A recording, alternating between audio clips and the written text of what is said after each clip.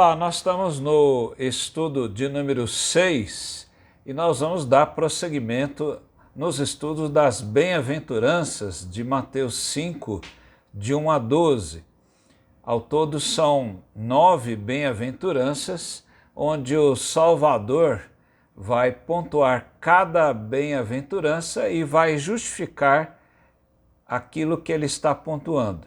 Nós falamos nos estudos anteriores como Jesus se porta como mestre, sobe ao monte e passa a ensinar aquela multidão que o seguia, em que ele havia curado, em que ele havia expulsado demônios, ressuscitado mortos, e essas pessoas então o seguiam, não é? Querendo ouvi-lo. E Jesus então vai ensiná-los como mestre. Nós falamos também sobre a definição de bem-aventurança, aquele que é abençoado, né? Seria a melhor tradução. Falamos também sobre a felicidade ao alcance de todos e a felicidade completa. Hoje nós vamos iniciar propriamente as bem-aventuranças e vamos tratar da primeira bem-aventurança, Mateus 5, verso 3, quando Jesus diz: bem-aventurados os pobres em espírito, porque deles é o reino dos céus. Antes de tudo, se você não é inscrito neste canal, faça a sua inscrição e ative o sininho para ser avisado de futuras publicações.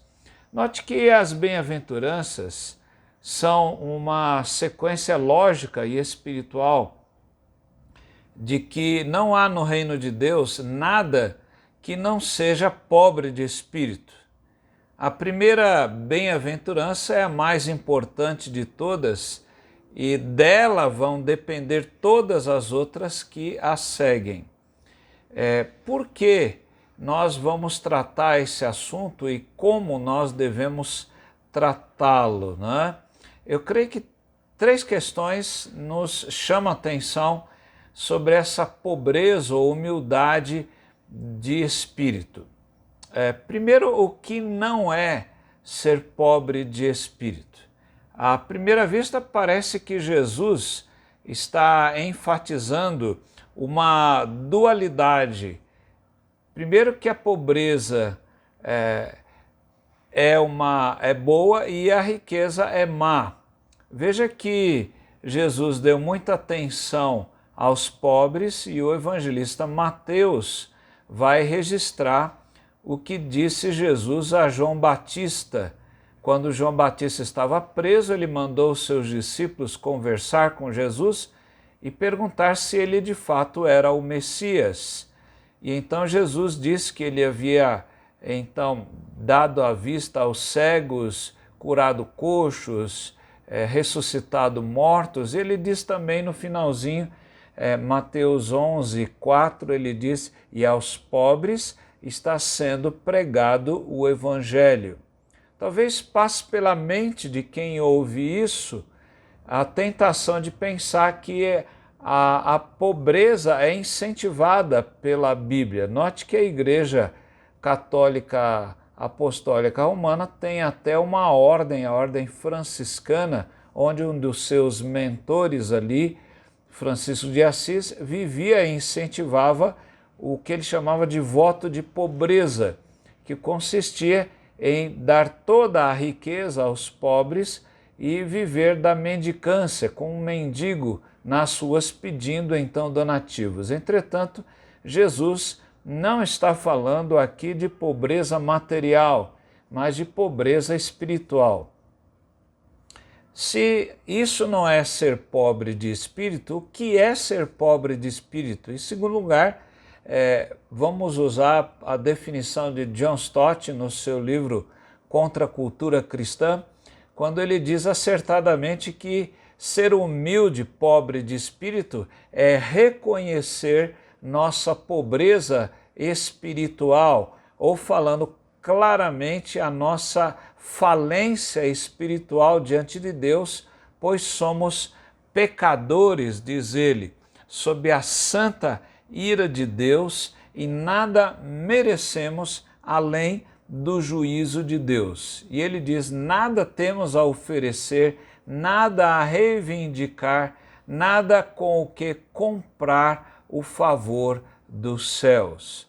Calvino pontuou: só aquele que em si mesmo foi reduzido a nada e repousa na misericórdia de Deus é pobre de espírito. Então veja que o significado em ser pobre de espírito, ele apresenta algumas características. Primeiro, a ausência total de orgulho. Então a Bíblia e o próprio Deus combatem o orgulho humano. Então, pobre de espírito significa alguém despojado totalmente de orgulho. Segundo, a ausência total de segurança em si mesmo. A pessoa que confia no seu potencial, no seu dinheiro, nas pessoas que ela comanda e talvez em dirigentes do país ou do estado ou do município, qualquer confiança fora da confiança de Deus. Em terceiro, a consciência de que nada podemos fazer sem a presença de Deus. Como Jesus disse: sem mim nada podeis fazer. Não é confiar na família, nos bens adquiridos, na instrução recebida, embora seja importante, na conduta impecável, na moral ilibada e entre outras coisas. É estar aos pés do Salvador, como Maria, irmã de Lázaro, estava aprendendo aos pés do Senhor, e ele disse que ela escolheu a boa parte. Veja que João, lá no Apocalipse, ele vivencia um pouco o que é ser pobreza de espírito. Lá em Apocalipse 1, 17 e 18, o escritor diz: ao vê-lo, né? João diz: ao vê-lo, caía aos seus pés como morto. Porém ele pôs a sua mão direita sobre mim, dizendo: não tenha medo, eu sou o primeiro e o último, e aquele que vive. Estive morto, mas eis que estou vivo para todo sempre, e tenho as chaves da morte e do inferno. Então veja que João, ele assume uma pobreza de espírito, né? Ele cai diante de Jesus como um morto, ele o adora, né? E Jesus então põe a mão direita sobre ele. Então veja toda esta cena. Veja que, em último lugar, a palavra de Deus. Em terceiro lugar, a palavra de Deus, ela nos dá muitos exemplos de pessoas que foram humildes. Por exemplo, Moisés, quando Deus o chama para ir diante de Faraó. E aí ele questiona Deus e diz: quem sou eu para ir a Faraó e tirar do Egito os filhos de Israel? Veja que ele tinha uma instrução criado pela princesa do Egito, ele tinha toda a instrução, falava várias línguas, tinha todo o conhecimento das ciências, mas ele diz: quem sou eu? Nós olhamos também Gideão lá em Juízes 6, 14 e 15, Gideão diz: ah, Senhor, como livrarei Israel? Eis que a minha família é a mais pobre em Manassés, e eu sou o menor na casa de meu pai.